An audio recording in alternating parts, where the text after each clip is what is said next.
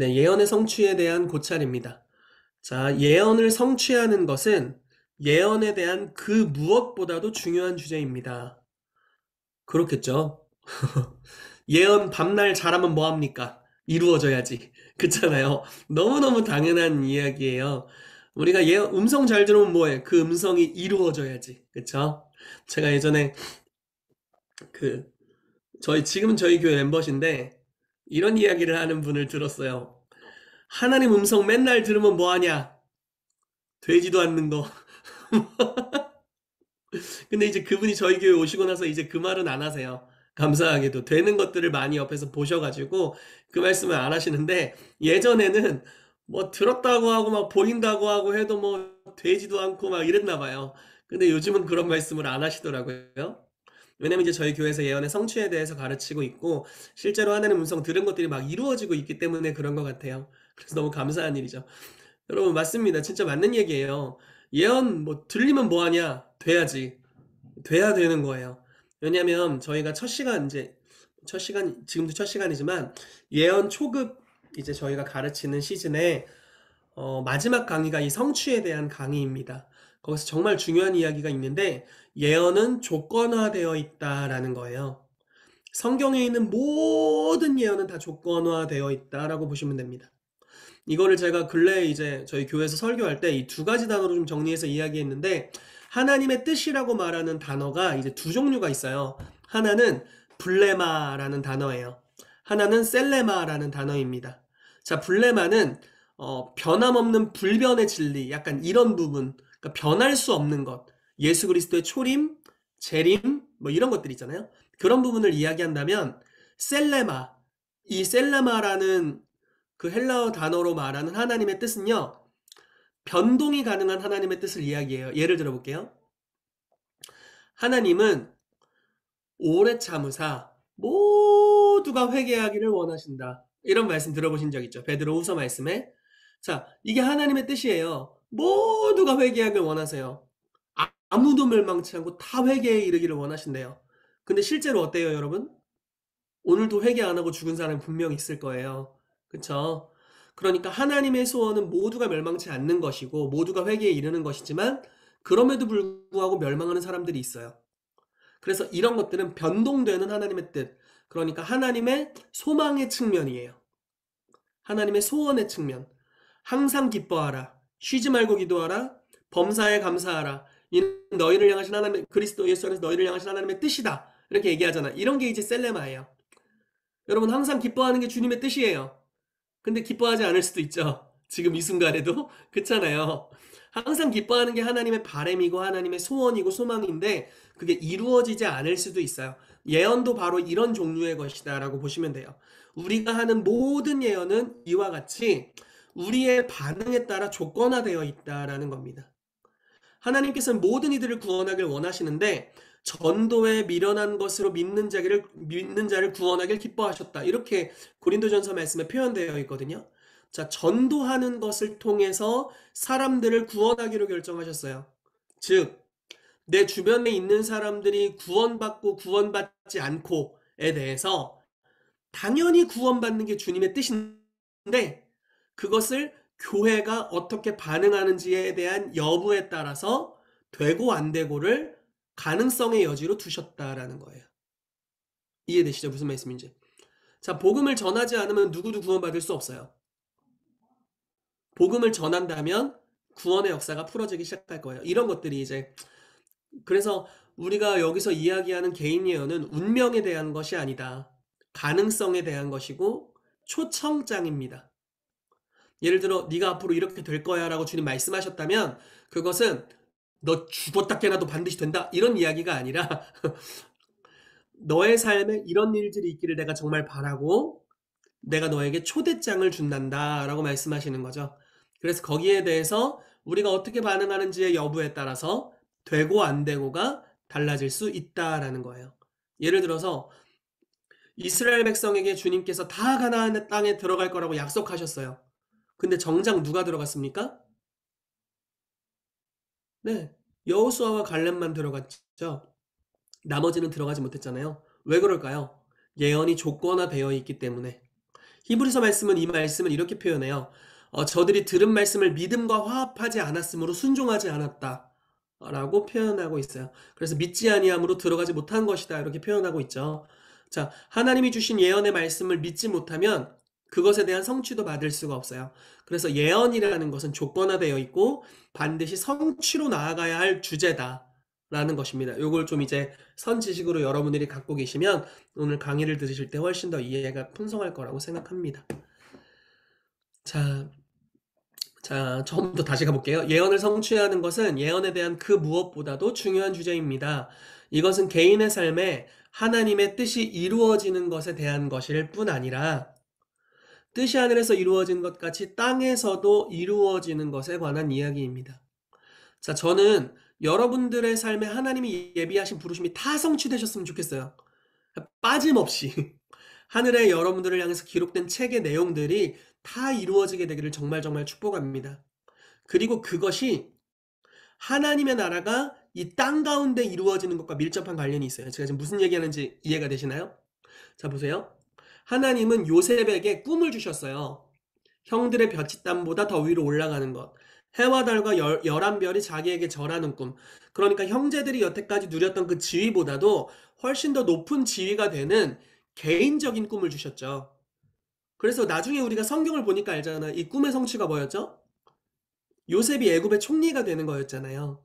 근데 개인의 소망의 성취, 개인의 꿈의 성취는 단지 그 개인만을 위한 것이 아니라 하나님은 그 개인의 삶에 가장 잘 되는 영역에 하나님의 나라의 비전을 함께 풀어나가신다는 거예요.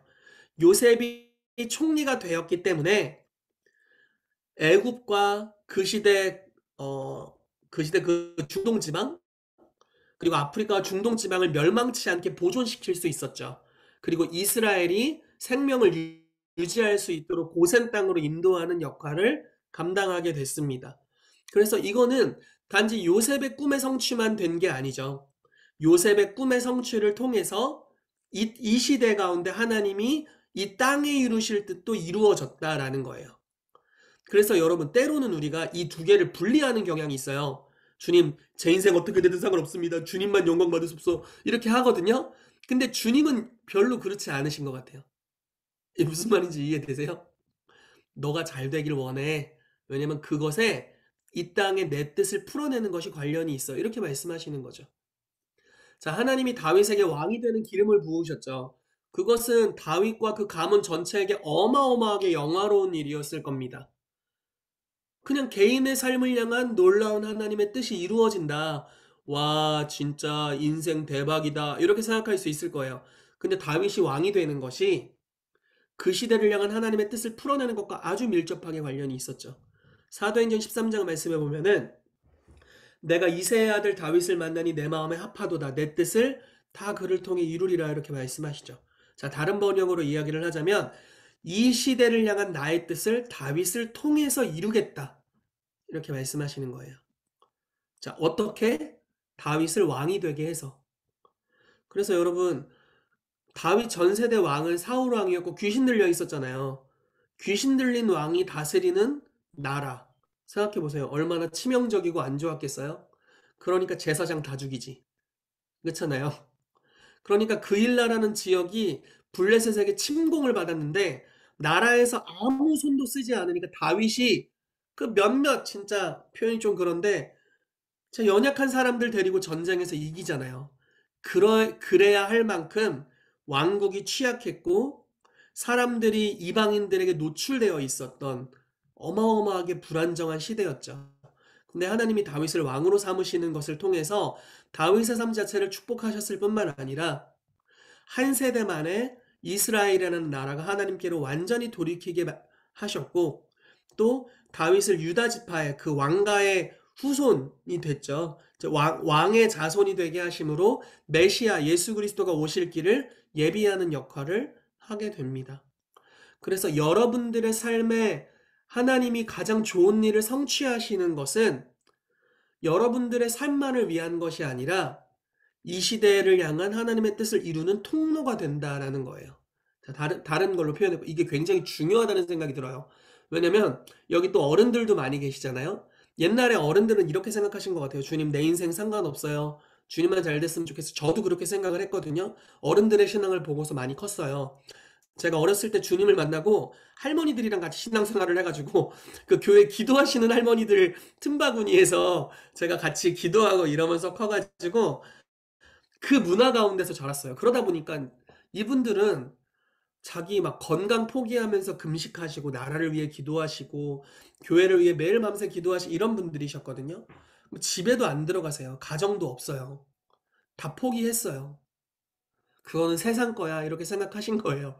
그리고 다 헌신하신 거예요. 근데 저도 그렇게 살려고 하다 했는데 주님이 너무 감사하게도 제 패러다임을 결혼 직전에 바꿔주셨어요.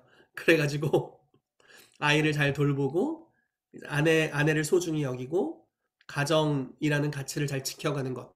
근데 이걸 통해서 사역이 더 놀랍게 풀어지는 것을 경험하고 있어요. 자, 한나가 분인나가 자꾸 어렵게 해서 이제 엘가나라는 제사장 레위인이 있었죠. 엘가나라는 레위인이 있었는데 한나와 분인나가 이제 둘 부부였잖아요. 한나와 분인나가 부부는 아니고 요렇게 이제 둘 다 아내였어요. 근데 한나는 자녀가 없었죠. 분인나는 자녀가 많았나 봐요. 그러니까 자꾸 막 옆에서 찌른 거예요. 얼마나 마음이 괴로웠으면 진짜 막 식음을 전폐할 정도로 마음이 괴로웠죠. 그래서 주님께 기도해요. 주님 자식을 주십시오. 여러분 이 기도가 하나님 나라를 위한 기도인가요? 개인적인 소원인가요? 그냥 개인적인 소원이죠. 그냥 뭐 100% 개인적인 소원이에요. 그럼 여러분 이렇게 기도하시는 분들한테 뭐라고 말씀해 주실 거예요? 그런 거 구하지 말어. 먼저 그의 나라와 그 의를 구야. 그럼 모든 것을 더해 주신대. 이렇게 하실 거예요? 아니면 어떻게 하실 거예요, 여러분? 우리는 때로는 주님보다도 더 종교적일 때가 있어요. 하나님보다 종교적일 때가 있어. 근데 하나님은 그 기도를 어떻게 하셨죠? 들어주셨죠. 근데 그냥 응답을 하실 뿐만 아니라 아이를 주셨어요. 아들을 주시면 아들 달라고 기도했더니 아들을 줬어요. 그리고 그 아들을 통해 나라를 구원해버리네. 한나는 그냥 완전 개인적인 기도였어요. 주님 들어주세요. 막 술 취한 것처럼 기도했죠. 근데 하나님은 그 기도 응답을 기쁨으로 해주시면서 그 기도의 응답에 하나님의 나라의 요소를 섞어 넣으셨다라는 거예요. 그래서 개인의 삶에 부르심이 이루어지는 것, 여러분들의 인생에 하나님이 주신 가장 좋은 약속들이 성취되는 것과 이 땅에 하나님의 나라를 이루는 것이 아주 밀접하다라는 겁니다. 여러분, 일하는 소의 입에 망을 씌우지 말라라고 이야기를 하고 있죠. 여러분들이 이 스쿨을 뭐 초급부터 오신 분들도 계시겠고 심화만 오신 분들도 계실 텐데 이 스쿨을 거치면서 여러분들의 입술을 통해서 다른 이들을 향한 소망의 메시지가 선포되고 있다면 여러분들이 먼저 이 소망이 여러분들의 삶에 풀어지는 삶이 임하게 되기를 정말 축복합니다. 그래서 여러분들의 인생이 다른 이들을 축복하면서 잘 되기를 정말 바라고요. 또 여러분들의 삶이 축복받음으로 인해서 여러분들의 그 축복의 자리에서 하나님의 뜻이 성취되는 역사 있게 되기를 정말 축복합니다. 그래서 너무 중요한 부분이어서 두 줄밖에 못 나가면서 여러 이야기를 나눴습니다. 네, 쭉 가볼게요. 자, 그러므로 예언의 성취에 대해서 지난 예언학교에서 다룬 내용보다 좀 더 심도 깊이 다루는 것이 필요하다고 여겨집니다. 앞으로 2번에 걸쳐 예언의 성취에 대한 고찰을 나누고자 합니다. 먼저 이 시간에는 예언의 성취에 있어서 중요한 4가지 개념. 첫 번째는 성령의 인도하심, 두 번째는 성령으로 하는 기도, 뭐 방언을 비롯해서 성령으로 하는 기도고요. 세 번째는 지혜의 말씀. 이 지혜의 말씀은 어떻게 하면 하나님의 뜻을 이룰 수 있는지에 대한 전략에 대한 거예요. 그런 지혜의 말씀의 은사에 대해서 볼 거고요. 네 번째로는 믿음으로 하는 순종. 이 4가지에 대해서 이야기해 보도록 하겠습니다. 자, 성령의 인도하심입니다. 로마서 8장 14절 말씀 같이 볼게요. 무릇 하나님의 영으로 인도함을 받는 사람은 곧 하나님의 아들이라 이렇게 말씀하고 있습니다. 자, 예언이 성취되는 데 있어서 성령의 인도하심을 받는 게 너무 중요합니다. 왜냐하면 우리가 성령님의 인도하심을 받을 때 하나님의 영이 예언을 성취하는 방향으로 이끌어 주시기 때문에 그렇습니다. 제가 하나 어떤 간증이 생각나는데 여기서 뭐 들어보신 분이 제가 말씀을 여기저기서 많이 전해가지고 아마 들으신 분이 계실 가능성이 많아요. 그래도 해볼게요. 어쨌든 제 간증은 아니고 어떤 이제 예언 사역이 굉장히 활성화된 공동체에서 있었던 간증이에요. 이제 배우, 한 청년인데, 남자 청년인데, 배우예요. 그러니까 액터죠. 배우, 이제 배우로 일을 하는 사람인데, 이 사람이 이제 다른 영화를 또 이제 찾고 있었어요. 좋은 역할들을 찾고 있는 거예요. 그래서 주님께 기도를 했어요. 주님, 저 배우 일을 계속 할 수 있도록 제 삶에 은총을 주세요. 이렇게 기도를 했대요. 근데 주님께서 이렇게 말씀하시더래요. 빵을 몇 개를 사서 노숙자들에게 전도하러 가라. 그러시더래요. 여러분, 이게 무슨 동문서답이라고 하죠. 이런 걸 가르쳐서 주님 취직하게 해주세요. 빵 사서 전도하러 가. 완전 동문서답이잖아요. 그래서 빵을 몇 개를 샀대요. 몇 봉지를 사서 노숙자들이 있는 데로 갔답니다. 그래서 그걸 나눠주면서 예수님 믿으시라고 하나님 당신을 사랑하신다고 이렇게 이야기를 해준 거예요. 그리고 나서 돌아왔어요. 근데 그 자기가 이제 노숙자들에게 전달을 해줬을 때 가장 극심하게 뭐라고 하시는 남성분이 계셨어요. 이거 가져가! 이 썩을 놈아! 막 이러면서 이제 막 심한 소리를 했던 어떤 분이 계셨어요. 그래서 이제 돌아온 거예요. 뭐 굉장히 불쾌하기도 하겠죠. 그렇지만 복음을 전했으니까. 다음날 또 하나님 좋은 그 배우 자리에 취업되게 해주세요. 계속 기도를 했는데 주님이 또 빵을 가지고 전도를 나가라고 말씀하시는 거예요. 완전 동문서답인 거예요. 또 나가고 세 번째 또 나갔는데 세 번째 나갔을 때 자기를 가장 학대했던 그 노숙자분께서 빵을 이제 받으시면서 뭐라고 하셨냐면 야 내가 계속 뭐라고 했는데도 지금도 나에게 오는 걸 보니까 너 진짜구나 그러시더래요. 그러더니 너 뭐 하는 애니? 이렇게 물어보더래요. 그래서 자기 배우인데 지금 취업을 위해서 이렇게 준비하고 있다 그런 거예요. 그러니까 이 노숙자 아저씨가 듣더니 그래?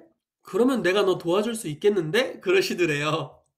그래서 어떻게 도와주나 이 노숙자 아저씨가. 근데 자기 이제 막 거적대기 같은 거 이렇게 걸어놓은 무슨 텐트도 아닌 움막같이 생긴 데에 들어가가지고 뭐 이렇게 종이 꼬깃꼬깃한 거 냄새 나는 거를 들고 오더래요. 그래서 이렇게 주더래요. 알고 보니까 명함이었어요. 이 번호로 연락을 해서 이 아저씨가 자기 이름을 이야기하면서 내 이름으로 내가 전화하라고 했다고 하고 이 번호로 연락해 이러시더래요. 그래서 집에 돌아갔습니다. 그 냄새나는 꼬깃꼬깃한 명함을 가지고 거기 전화를 했어요. 전화를 했더니 헐리우드에서 어마어마하게 유명한 영화 담당자였던 것 같아요.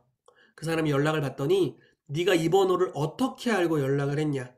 그래서 자초지정을 다 설명했대요. 노숙자 아저씨에게 빵 주고 빵 주고 빵 줬는데 그 아저씨가 명함 줘서 뭐 이렇게 연락했다. 그랬더니 바로 너 지금 당장 면접을 보러 오라고 하더래요. 그래서 면접을 보러 갔습니다. 그러면 그런데 이제 그 사람이 뭐라고 하냐면 그 노숙자 아저씨가 어떤 사람이냐면 원래 헐리우드에서 그 가장 잘 뜰 사람들, 인재를 알아보는 가장 뛰어난 사람이었는데 가정에 어떤 어려움이 생기면서 삶에 대한 회의를 느껴서 노숙 생활을 하고 있다. 근데 우리가 항상 그 사람의 그 안위 때문에 마음이 많이 힘들고 걱정하고 있는데 그 사람이 사람 보는 눈 하나는 세계 최고이기 때문에 그 사람이 너를 추천해줬다면 너는 당연히 우리랑 함께 일할 수 있다.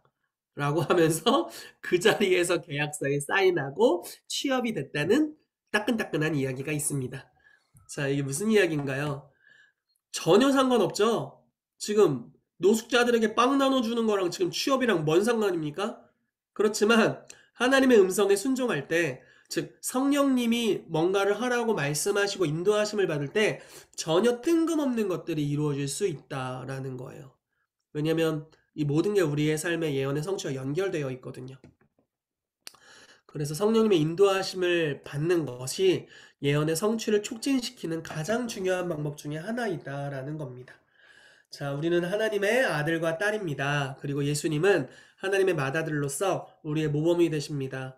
예수님의 삶은 구약 성경에 쓰여 있는 자기에 대해 기록된 말씀을 이루는 삶이었습니다.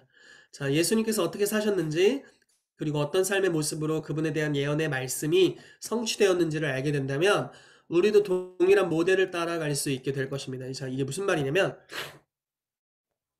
예수님이 누가복음에 보면 그런 표현들이 많은데 시편과 선지서에 율법과 선지자들이 말했던 것이 내 삶이고 내가 그걸 이루려고 왔다. 이런 표현들을 굉장히 많이 사용하시거든요. 그 엠마오로 가는 두 제자들에게도 이런 표현을 쓰셨죠. 그래서 예수님이 시편과 선지서에 자기에 대해 기록된 예언들을 이야기해 줄 때 그들이 마음이 이제 뜨거웠다라고 표현하고 있고 눈이 열려서 아, 이분이 예수님이구나라는 걸 바라보게 되잖아요, 나중에. 그런 것 같이 예수님께서는 구약에 수많은 구절에 자기에 대한 예언들이 적혀 있었다라는 거예요. 그래서 예수님이 자기의 삶을 향한 예언을 어떤 방식으로 성취했는지를 우리가 알 수 있다면 우리도 그거 똑같이 따라하면 우리의 삶을 향한 하나님의 예언도 성취될 거다. 지금 이런 이야기를 하고 있는 겁니다. 자, 시편 139편을 한번 볼게요. 139편 19절 말씀을 보시면요.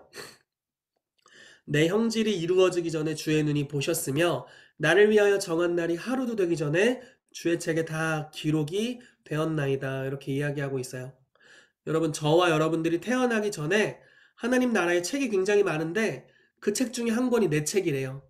나에 대한 내용이 이미 써 있다라고 말하고 있어요. 자, 무슨 내용 써 있을까요, 여러분? 비참하게 살다 죽었다. 이렇게 써 있을까요? 아, 저는 절대 그렇지 않다고 생각해요. 왜냐면 요 시편 139편을 여러분들 잘 읽어보시면 하나님께서 이 한 사람 한 사람을 얼마나 귀하게 여기시는지가 잘 표현되어 있어요. 우리를 지으심이 신묘막측하심이라 뭐 이런 표현들도 있고요. 주님이 우리를 향해 생각이 많으시다. 뭐 요즘 가끔 어떤 짤 같은 거 보면은 뭐 신이 인간을 만들 때 뭐 한 스푼 하다가 모르고 뭐 하나 막 쏟아붓고 이러잖아요. 근데 그렇지 않다는 거예요. 우리 하나님은 그런 분 아니고 우리를 향해 정말 많은 영혼의 시간 동안 생각하셨고 그리고 그 생각이 얼마나 많고 보배롭고 존귀한지라고 표현하고 있어요. 보배롭고 존귀한 많은 생각을 하셨고 그 생각에 대해서 주님의 책에 기록해 놓으셨고 그거를 이제 여러분들의 삶에 성취하길 원하세요. 근데 이것은 운명에 대한 것이 아니라 셀레마, 하나님의 소원과 소망에 대한 것이기 때문에 우리의 믿음의 반응에 따라서 될지 안 될지가 결정되는 영역이죠. 어찌됐건 하나님께서는 우리에 대한 날이 하루도 되기 전에 주님의 책에 다 기록해 놓으셨다. 그것도 아주 좋은 양질의 내용으로 기록해 놓으셨다라는 것입니다. 자, 그러면은 또 볼게요. 예수님께서 이 땅에서의 그분의 삶의 방식이 어떠했는지 우리에게 알려주셨습니다. 자, 예수님이 어떻게 사셨나 한번 보겠습니다. 요한복음 5장 19, 20절 말씀을 볼게요. 그러므로 예수께서 그들에게 이르시되 내가 진실로 진실로 너희에게 이르노니 아들이 아버지께서 하시는 일을 보지 않고는 아무것도 스스로 할 수 없나니 아버지께서 행하시는 그것을 아들도 그와 같이 행하느니라.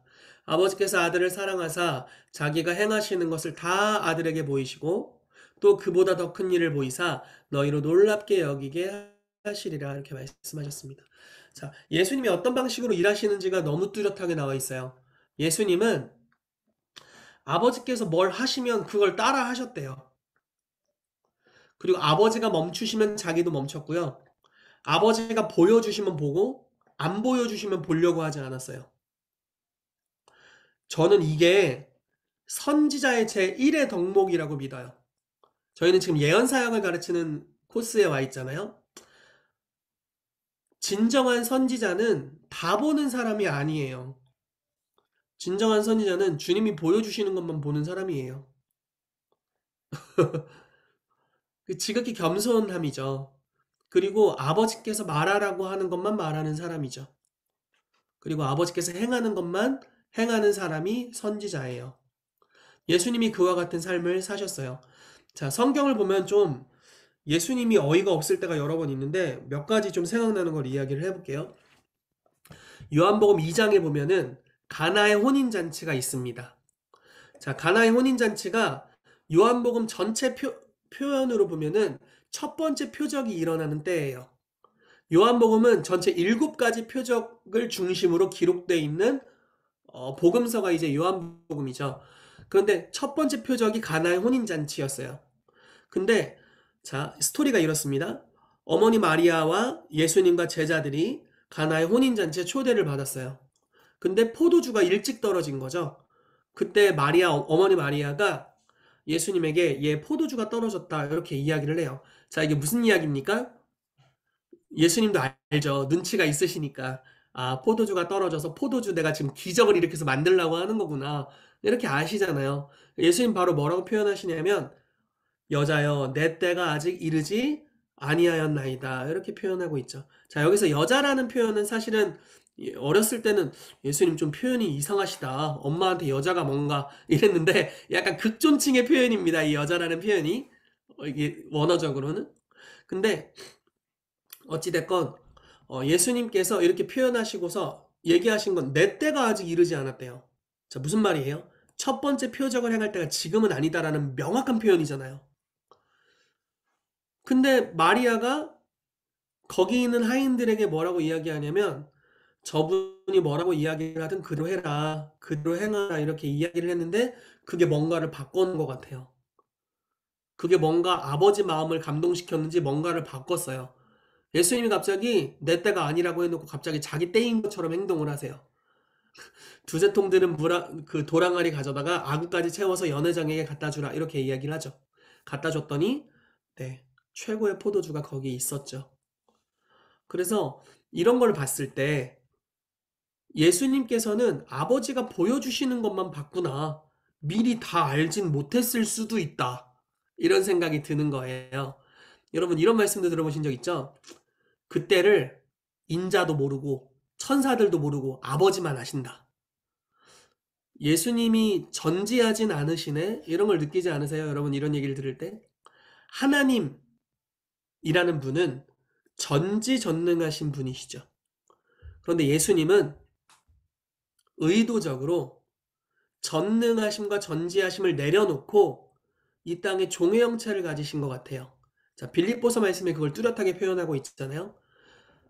너희 안에 이 마음을 품으라 곧 그리스도 예수의 마음이니 그는 근본 하나님의 본체시나 하나님과 동등됨을 취할 것으로 여기지 않으시고 오히려 종의 형체를 가져 사람과 같이 되셨고 죽기까지 복종하셨다 이렇게 말씀하고 있잖아요.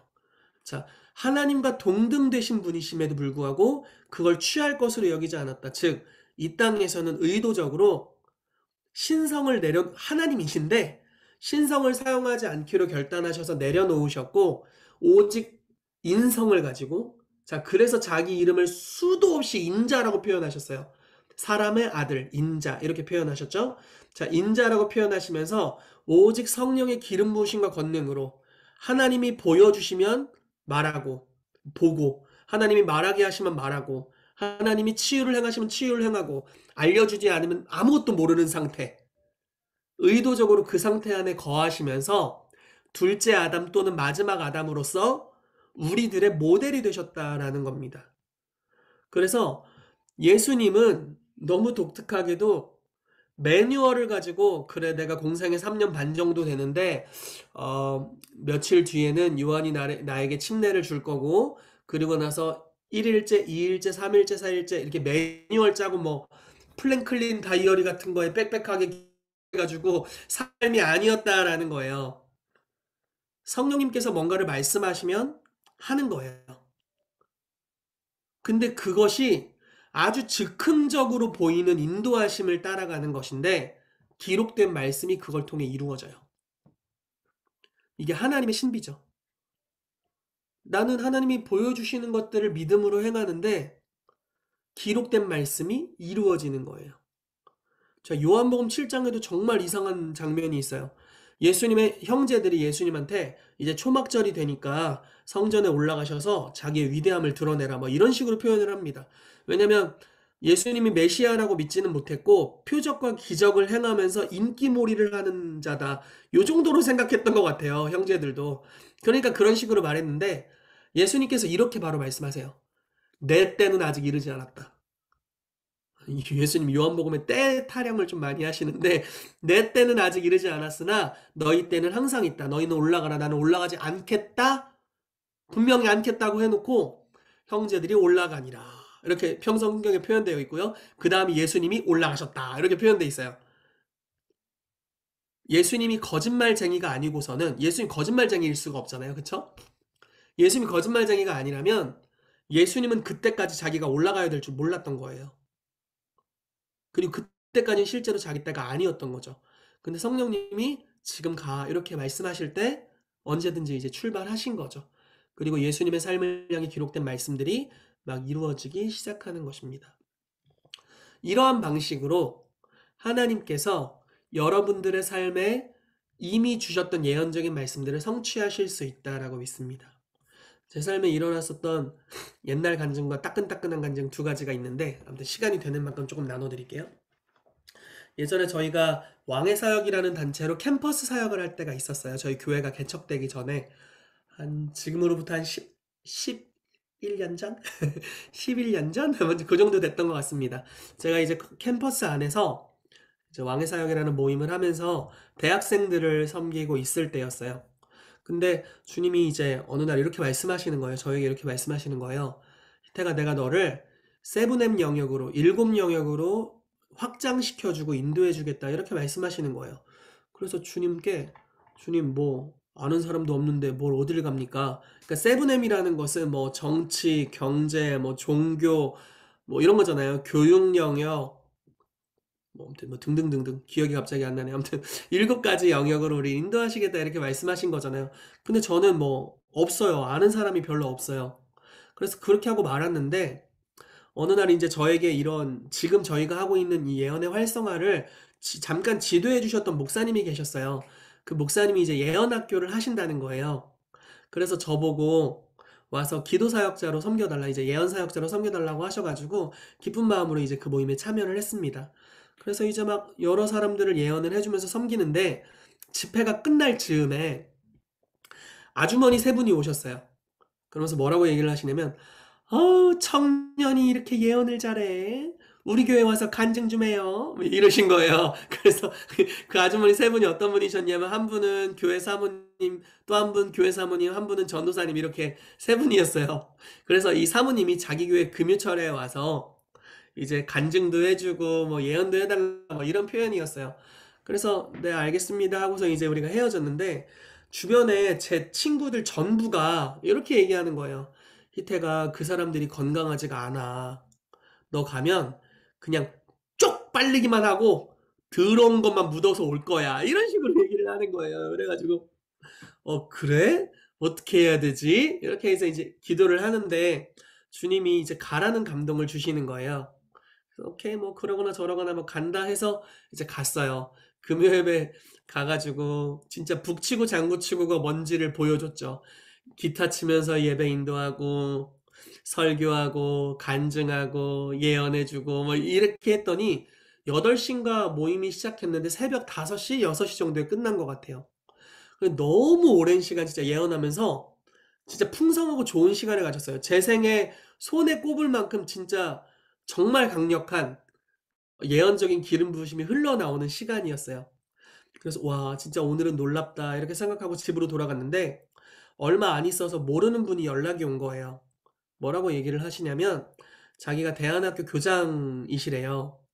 근데 자기네 대안학교에 와서 선생님들을 위해서 하나님 음성 듣는 것을 가르쳐 줄 수 있겠냐 이렇게 얘기를 하는 거예요. 모르는 분이 연락이 와가지고 그래서 저에 대해 어떻게 하셨냐 얘기를 들어봤더니 제가 거기서 한 권사님을 예언을 해드렸는데 그걸 녹음해 가셔서 그걸 자기 딸에게 들려줬는데 그 딸이 이 대안학교에서 운영하는 선교원의 원감이었던 거예요. 그래서 그거를 당연히 교장선생님한테 들려주게 되고 여기 크리스찬 이제 대안학교였는데 그래서 이제 예언적으로 연결이 된 거죠. 그래서 저희가 갈게요 이렇게 해서 이제 거기서 교사들을 훈련하고 이제 뭐 초등학교부터 거기 고등학교 애들까지 있거든요. 그 친구들도 저희가 오랜 시간 훈련하는 시간도 가졌고 지금도 너무 좋은 교제를 나누고 있는 관계입니다. 그렇게 들어가면서 갑자기 교육 영역이 열렸어요. 근데 거기서 세미나를 하는 도중에 한 교회에서 요청이 오면서 아 너무 좋다 우리 교회에서도 해주세요 하면서 갑자기 교회 종교 영역이 하나 더 열린 거예요. 그러더니 갑자기 그 전도사님 한 분이 이제 친한 전도사님 한 분이 저한테 오셔가지고 제가 그때 전도사로 사역할 텐데 전도사님 오전에 뭐 해요? 이러는 거예요. 뭐 없는데요? 그랬더니 그분이 아줌마들이 남편 출근시키고 애들 학교 보내고 할 일이 없는 아줌마들이 있는데 그 아줌마들 훈련시킬 생각 없어요? 그러는 거예요. 그래서 네 알겠어요 하면서 이제 한 10몇 명 아주머니들이 모였는데 그게 이제 가정 영역이 열린 거예요. 그래서 그분들 대상으로 내적 치유 사역도 저희가 섬기고 정체성에 대해서 메시지 나누면서 이제 가정령이 갑자기 열리게 됐고요. 또 공무원이 붙여졌어요. 그래서 공무원을 개인 과외를 제가 해주면서 그 사무실에서 일하는 분들 몇 분이 이제 제 사역을 통해서 방언을 받게 되고 성령 세례를 받게 되는 일이 열리게 되고 이러면서 갑자기 정말 여러 영역들 그리고 나서 제가 이제 한동안 한 2년 정도 그 경제 영역에 있는 분들을 예언 사역하면서 좀 섬기는 일들을 계속 했었거든요. 순회를 하면서. 아무튼 그런 일들을 하면서 정말 많은 영역이 뭐 정부 영역부터 해서 교육, 종교, 경제 뭐 여러 영역이 갑자기 열리게 됐어요. 근데 그 열리게 된 계기가 그 작은 교회에서 예언 사역을 섬기면서 갑자기 모든 사역이 그걸 통해 다 열리게 된 거예요. 그래서 제가 이런 걸 보면서 하나님 앞에 작은 순종이 우리가 하나님의 부르심으로 들어갈 수 있는 예언적인 문을 여는구나라는 걸 느꼈어요. 더 재밌는 건 저는 그 교회에 한 번 가고 다시는 간 적이 없어요. 연락도 안 해, 지금. 연락도 안 돼. 별로 친하지도 않아, 지금도. 근데 이제 거기를 뭐 일부러 떨어지려고 한 건 아니에요. 근데 거기를 간 걸 통해서 주님께서 그걸 계기로 다른 것들을 다 열어주셔서 우리가 성령의 인도하심을 받는 것이 우리의 삶에 하나님 말씀하신 예언을 성취하는 것과 아주 밀접한 관련이 있구나라는 것들을 느낄 수 있는 하나의 좋은 계기가 됐습니다. 또 하나는 이건 아주 단순한 건데 주님이 저에게 오중사역에 대해서 가르치라는 감동을 주셨어요. 저희 교회가 이제 오중사역하는 교회잖아요. 그래서 오중사역을 하고 있는데 제가 이거를 뭐 8주간의 강의 같은 걸로 이렇게 짜임새 있게 가르친 적이 없어요. 1년간 가르친 적은 있어요. 교회 주일 예배에서 1년 동안 오중사역을 설교한 적은 있어요. 그래서 이거를 좀 강의안을 정리해서 스쿨을 열으라는 감동을 주셨어요. 그래서 스쿨을 열었거든요. 근데 저는 이제 제 마음의 관심사가 옛날부터 오중사역이었기 때문에 이게 많은 분들에게 관심이 있겠다 이렇게 생각을 했는데 막상 열었더니 역대 최저 숫자의 학생들이 들어오셨어요. 근데 이걸 보면서 근데 주님이 계속 하라는 감동을 주시니까 뭐 이게 뭐 다른 게 중요한 게 아니라 우선 순종하는 게 가장 중요한 가치이기 때문에 이제 순종을 했죠. 그리고 스쿨이 딱 끝났어요. 끝난 주부터 시작해서 교회들에서 계속 연락이 오더라고요. 예전에는 교회들에서 연락이 와도 그래도 보통 저희의 메인 사역이 개인들을 훈련시키는 것들이 굉장히 많았었는데 그 이후부터는 교회들에서 계속 연락이 오고 있어요. 그래서 지금 몇 교회에서도 지금 좀 예약이 잡혀가지고 계속 교회들을 사역으로 뭐 오중 사역이든지 여러 사역으로 세팅시키는 사역에 대해서 저희가 지금 계속 사역을 섬기고 있습니다. 그러니까 작은 일을 충성했을 때 주님께서 큰 일을 맡기시고 우리가 하나님의 성령의 인도하심을 받아서 무언가를 할 때 새로운 차원의 것들을 여시는구나. 심지어 아까 처음에 제 간증이 아닌 것도 나눴잖아요. 전혀 상관없는 성령의 인도하심, 이쪽 방면의 인도하심이 전혀 다른 이쪽 길을 열어버리는 그런 역사가 있구나라는 걸 좀 보게 됩니다. 그래서 여러분들의 삶에 예언의 성취로 가는 데 있어서 이 성령님의 인도하심을 받는 게 너무너무 중요하다라는 것들을 좀 나눴습니다. 네. 쭉 가볼게요. 자, 2번입니다. 1번으로 넘어갈게요. 두 번째는 성령으로 하는 기도의 중요성입니다. 자, 성령으로 기도한다는 것은 어떤 것일까요? 성령의 인도함을 받아 기도하는 모든 표현이라고 보시면 될 거예요.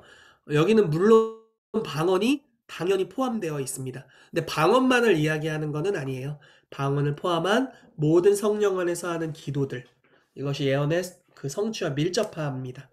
자, 로마서 8장 말씀 26절에 28절 말씀 볼게요.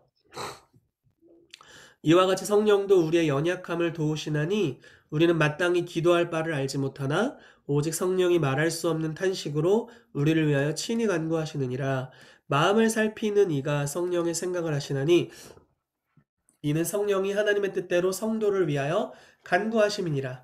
우리가 알거니와 하나님을 사랑하는 자 곧 그의 뜻대로 부르심을 입은 자들에게는 모든 것이 합력하여 선을 이루느니라. 이렇게 말씀하고 있죠. 자, 말씀을 쭉 보면서 갈게요. 성령님이 우리의 연약함을 도우신대요. 우리의 연약함 뭐냐면 뭘 기도해야 될지 모르겠어. 이게 이제 우리의 연약함 중에 아주 큰 부분일 거예요. 그런데 마음을 살피시는 이 부분은 이제 하나님 아버지, 성부 하나님이라고 볼 수 있겠죠? 마음을 살피시는 이가 우리 안에 계신 성령님의 생각을 아신대요. 근데 이 성령님은 우리를 위해서 간구하시는 분이시죠.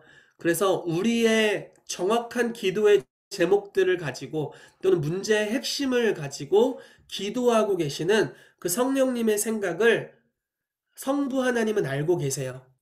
그리고 성령님의 하나님의 뜻대로 성도를 위해 간구하고 있다고 말하고 있습니다. 그런데 28절에 여기 한국 그 번역에는 아무것도 나와 있지 않은데 뭐 영어나 사실 여러 다른 번역에는요. 이 27절과 28절 사이에 and가 있어요. 이런 말이에요. 이는 성령이 하나님의 뜻대로 성도를 위하여 간구하심이니라. 그래서 그렇기 때문에 뭐 그렇기 때문에까지 아니어도 그래서 우리가 알거니와 하나님을 사랑하는 자 곧 그의 뜻대로 부르심을 입은 자들에게는 모든 것이 합력하여 선을 이루느니라. 너의 삶에는 모든 것이 합력하여 선을 이루게 될 거야. 왜냐면 성령님이 지금 너를 위해 탄식하며 기도하고 계셔. 이렇게 이야기하는 거죠. 다른 말로 표현하자면 우리의 삶에 하나님의 뜻, 모든 것이 합력하여 선을 이루는 영역으로 들어가기 위해서는 그 전에 전제되어야 될 것이 있는데 그것이 성령으로 하는 기도다라는 거예요.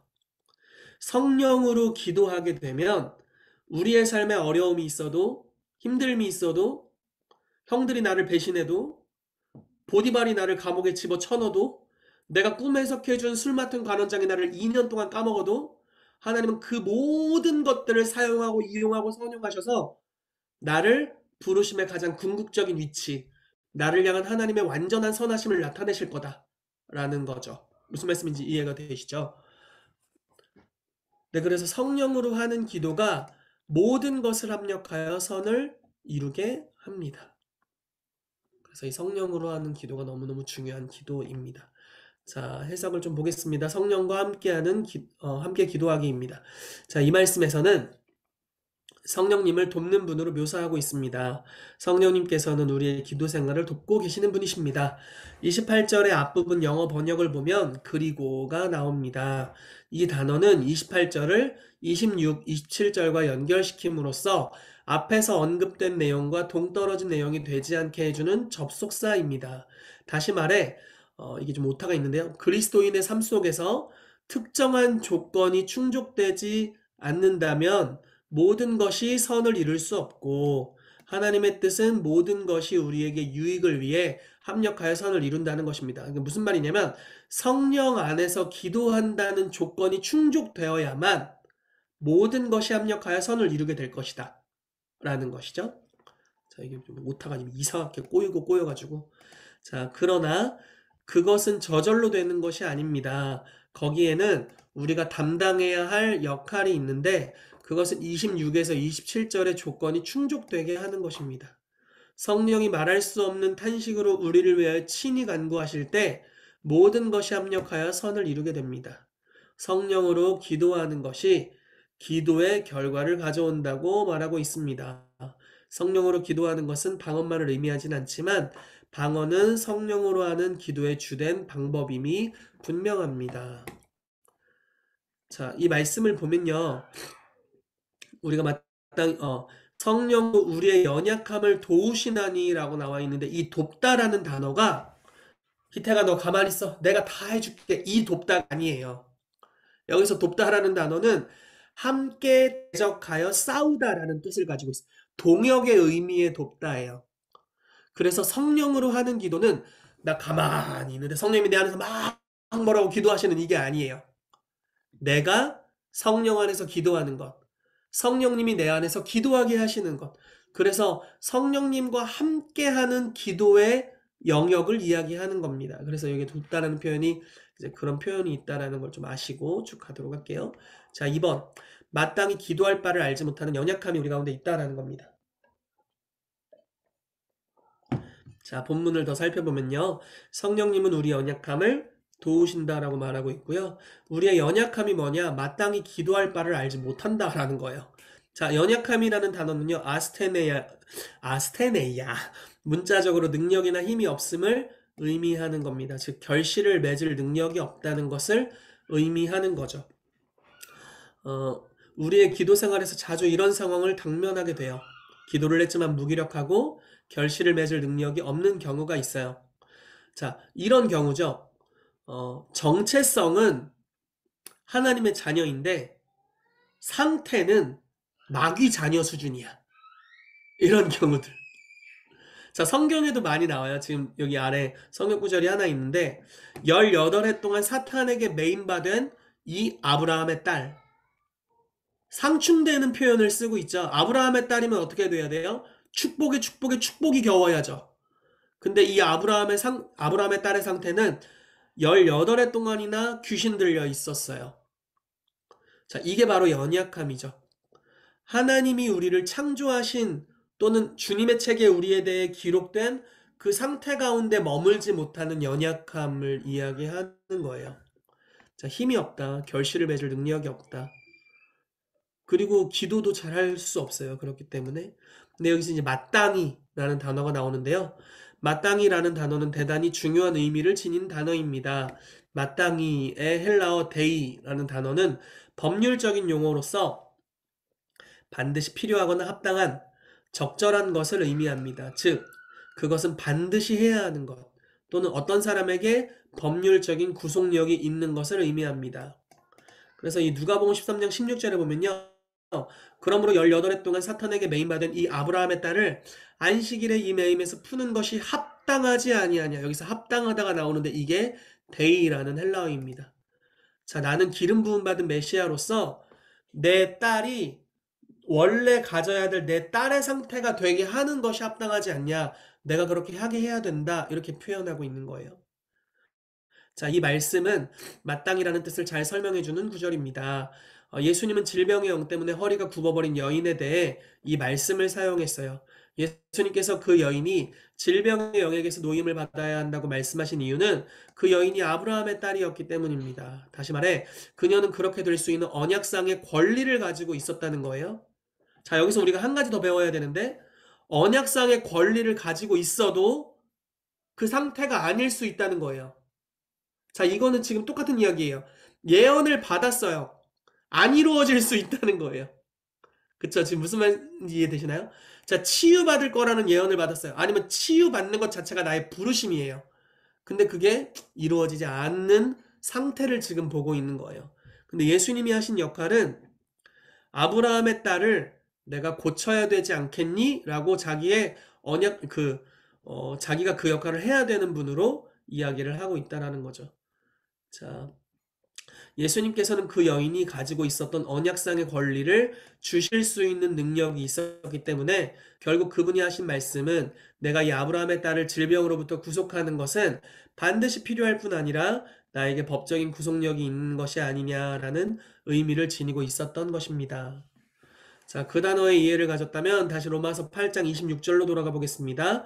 주님은 우리가 주어진 상황에서 마땅히 이루어져야 할 일을 다 알지 못한다고 말씀하고 계십니다. 우리는 반드시 되어야 할 일 또는 마땅히 되어야 할 일을 다 알지 못합니다. 그리고 알지 못할 뿐 아니라 할 수 있는 능력도 없죠. 우리는 가끔씩 주님, 그 사람이나 그 상황을 위해 어떻게 기도해야 할까요? 어떤 일이 이루어져야 합니까? 라고 묻곤 합니다. 이런 상황에서 우리는 어떻게 해야 할까요? 그때가 바로 성령께서 우리를 돕기 원하시는 때입니다. 우리가 기도할 때 그분께서는 우리를 인도하셔서 우리가 처한 상황에 대해 뭔가를 계시해 주시거나 혹은 성경 말씀을 기억나게 하셔서 그 말씀을 가지고 기도할 수 있도록 해주실 것입니다. 그분은 분명히 우리의 기도에 능력을 부여하셔서 우리를 도와주실 것입니다. 그래서 마땅히 구해야 되는 것에 대해서 성령께서 인도해 주신다라는 겁니다. 그러니까 기도라는 측면만 보면은 내가 무엇을 기도해야 될지 주님의 뜻을 명확하게 알게 될 것이다 이렇게 표현할 수 있고요. 좀 더 확장적으로 이걸 표현하자면 우리가 성령 안에서 기도할 때 이 사람이 마땅히 되어야 되는 그 상태가 되도록 성령께서 이 사람의 삶에 역사해 주시겠다라는 거예요. 예를 들어 아브라함의 딸인데 귀신 들려 있다. 안 어울리잖아요.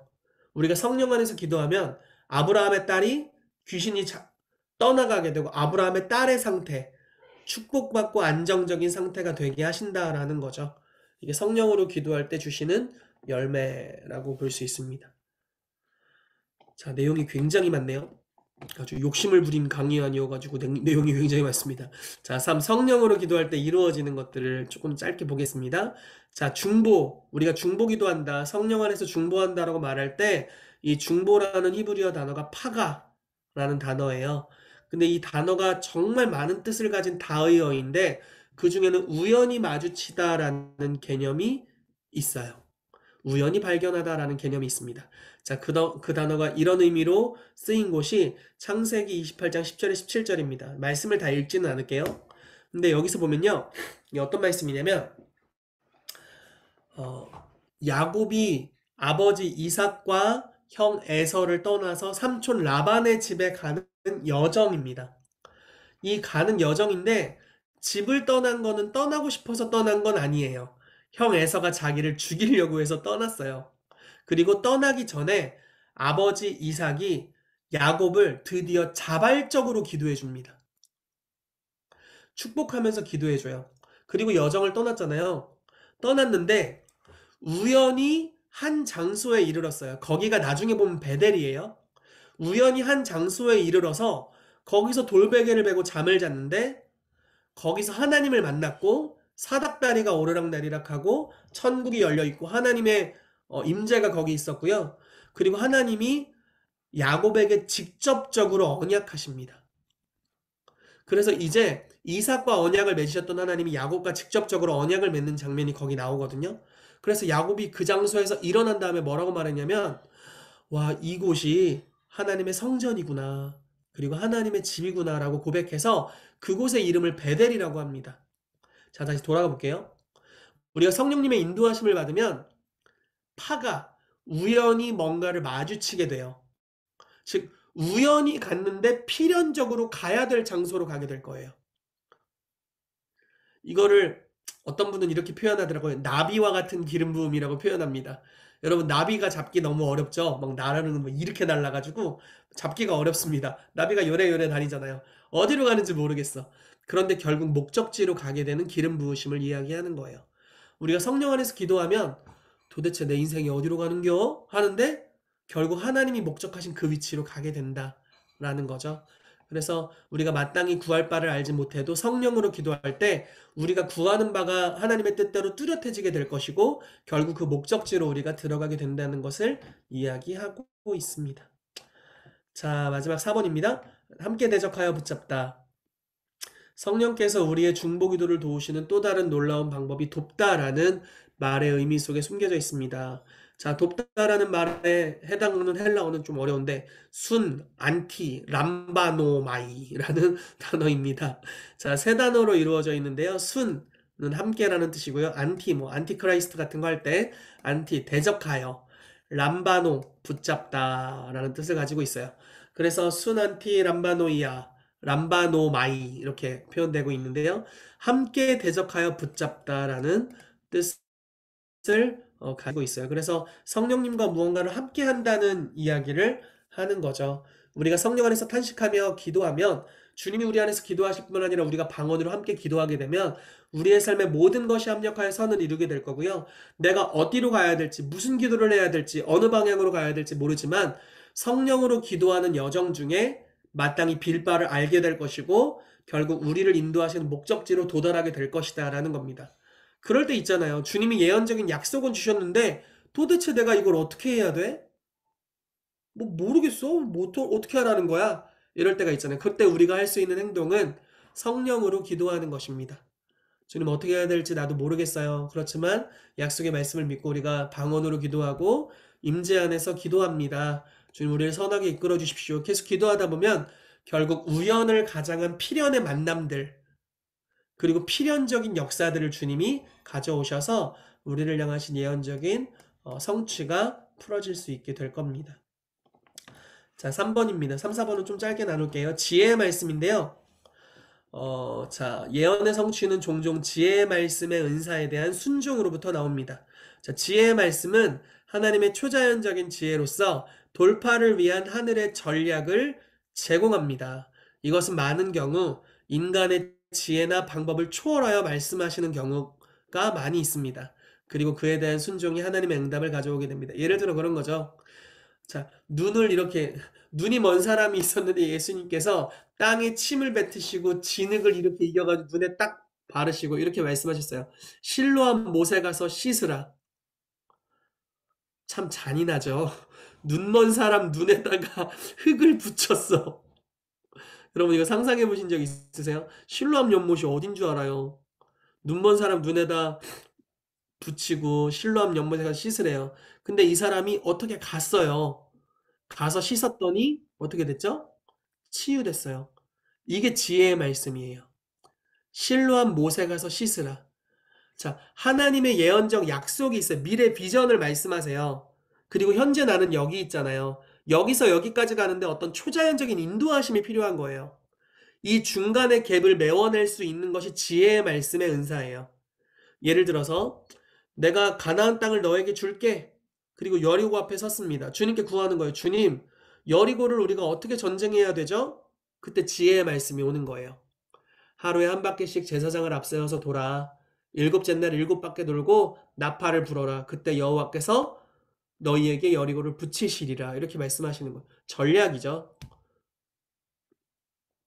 나아만 장군이 주님께 나왔습니다. 엘리사 앞에 나왔어요. 엘리사가 종을 보내서 뭐라고 얘기합니까?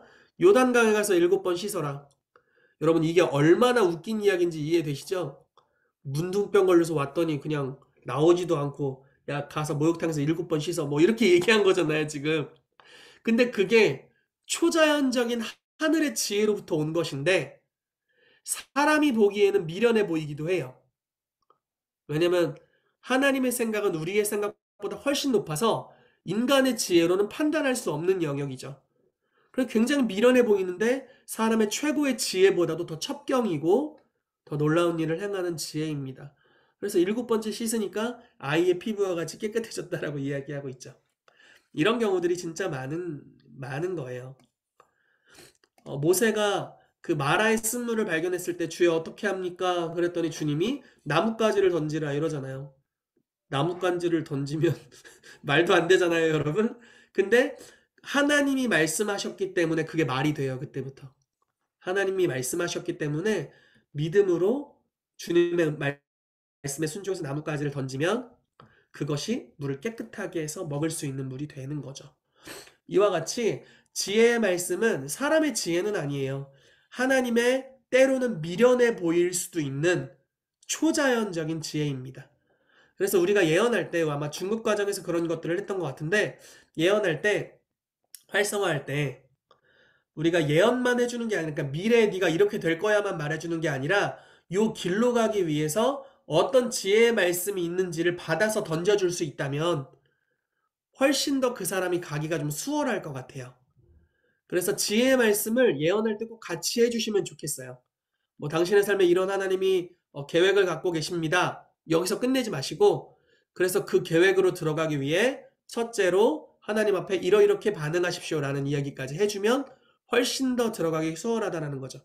물론 우리가 뭐 그 순간 이 사람의 미래에 대한 모든 지혜의 말씀을 다 받을 수 있는 것은 결코 아니죠. 그렇지만 일부를 받는다면 그것이 훨씬 더 이렇게 연결될 수 있다라는 거예요.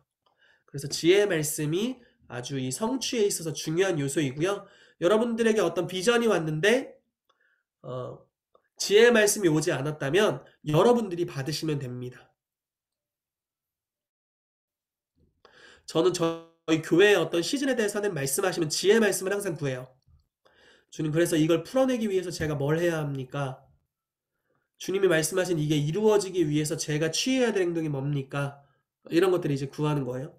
근래에 저희 교회 주님이 10월부터 12월이 아주 중요한 추수의 기간이 될 거라는 감동을 주셨어요.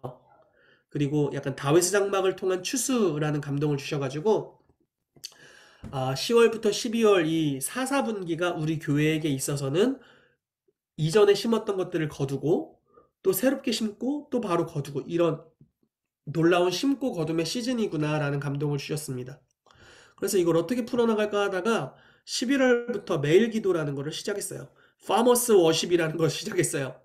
농부 예배라는 걸 시작해가지고 저희가 매일마다 성도님들이 교회에 모여서 물론 이제 뭐 다 모든 성도가 모이는 건 아니에요.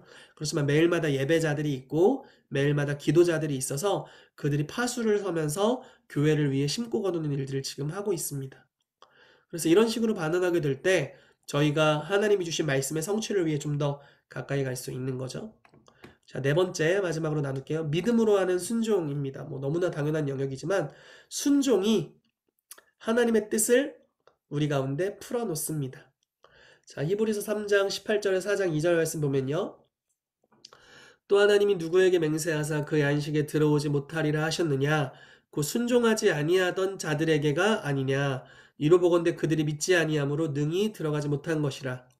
그러므로 우리는 두려워할지니 그의 안식에 들어갈 약속이 남아 있을지라도 너희 중에는 혹 이르지 못할 자가 있을까 함이라. 그들과 같이 우리도 복음 전함을 받은 자이나 들은 바 그 말씀이 그들에게 유익하지 못한 것은 듣는 자가 믿음과 결부시키지 아니함이라 라고 말씀하고 있습니다. 자, 순종하지 않아서 들어가지 못했다. 그러나 들어가는 사람들은 예언의 말씀을 믿음과 결합시켰다, 뭐 결부시켰다라고 표현하는데 이제 결합시켰다라는 거죠. 그래서 우리가 말씀을 들었을 때 그것이 믿어짐의 단계까지 가면 여러분들이 순종할 능력이 생길 거예요.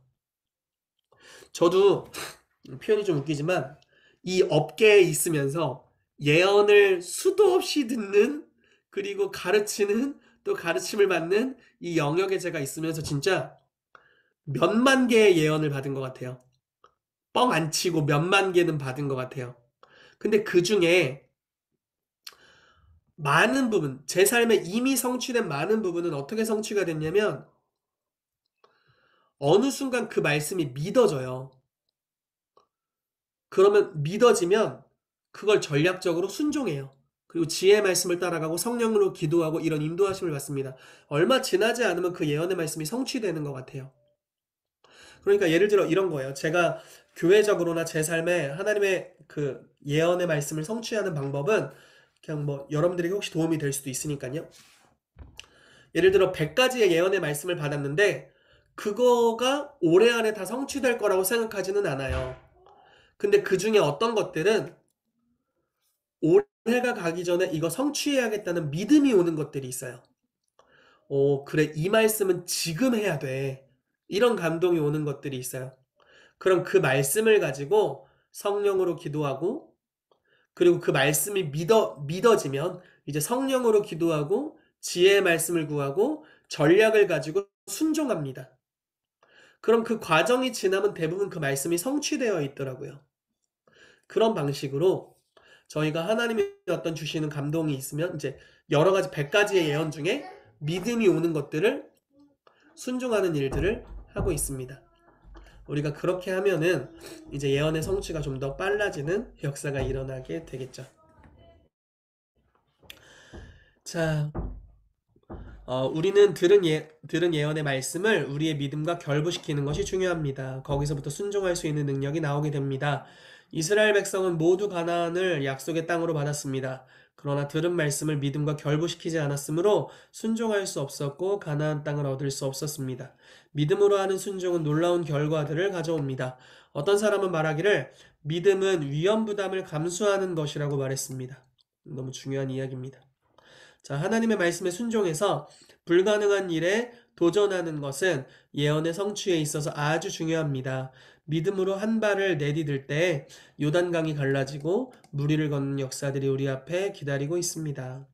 하나님께서는 우리에게 주신 예언이 우리의 삶에 성취되기를 원하십니다. 그렇기에 성경에는 예언의 성취에 대한 무수히 많은 실예와 가질 수 있는 단서들이 존재합니다. 우리가 위에 4가지의 성취를 위한 요소들을 깊이 생각해보고 우리의 삶에 적용할 때 성취에 좀 더 가까이 다가갈 수 있게 될 것입니다. 자, 4가지 다시 한번 알려드릴게요. 자, 성령의 인도하심을 받는 것, 그리고 성령으로 하는 기도, 지혜의 말씀이라는 요소, 그리고 마지막으로 믿음으로 하는 순종입니다. 자, 이 4가지를 기억하시면서 오늘 강의를 여기까지 마치도록 하고 저희 혹시 강의 들으시면서 궁금하신 거 있으시면 Q&A 받도록 하겠습니다. 혹시 강의 들으시면서